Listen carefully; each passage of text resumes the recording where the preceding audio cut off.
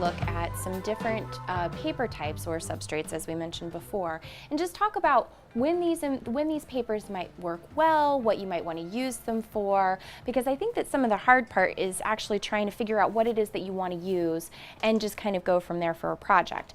So I have two different categories of papers. One is handmade papers with color, and the other are handmade papers that are white or we'll talk about the craft paper in a second.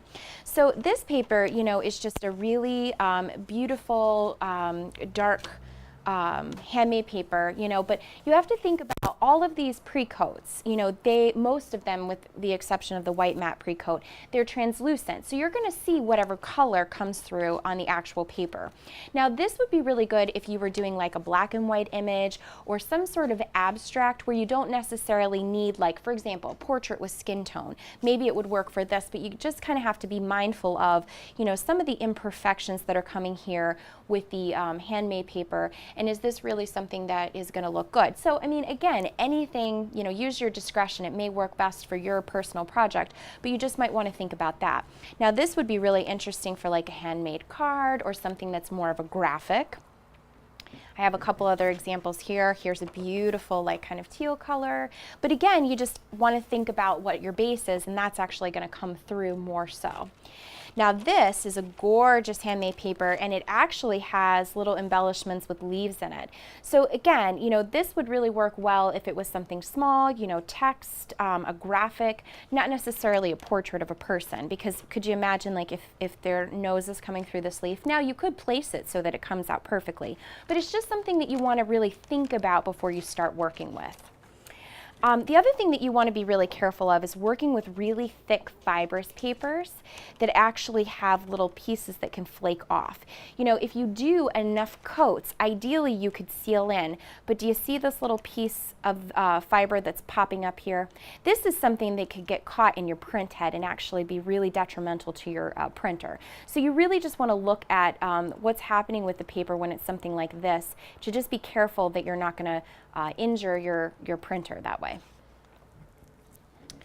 This is a better option. In this, even though you still have the little embellishments going on in the handmade paper, everything is relatively sealed in the paper. So you wouldn't need as many coats of inkAID on this in order to protect it to go through your print head. Additionally, with handmade paper, even though this is a white base and absolutely gorgeous, this has really rigid texture. You can start to see that here.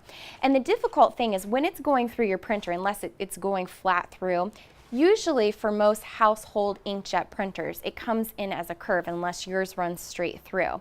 And what can happen here is the print head can become interrupted. So you might get an inconsistent print. Now, that could be great if you're doing something like an abstract, like the pictures of the berries that we saw on the trees. But if you're doing a portrait of someone or something that really needs to have the crisp detail, you might want to avoid it or use something else that has a smoother finish. When you start to use inkAID, I always recommend that you use like a thicker paper, like a watercolor paper if you want to try a handmade paper, something that has a slight smooth finish and a nice warm or neutral color to it. So this is just a regular piece of watercolor paper with very fine detail on the top as far as like the finish goes.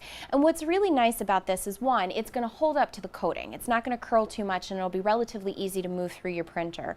Two, because it's actually a paper that's designed to take in some moisture, you'll have a better finish and it looks really good when it dries.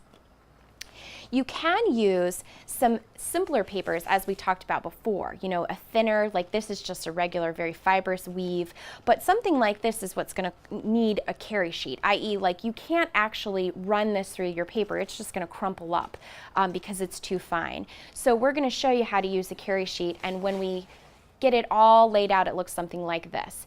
Basically what a carry sheet is it's a sheet that allows you to literally carry this finer paper through the printer, and it allows you to print on a lot of finer papers or thinner papers that couldn't go through otherwise.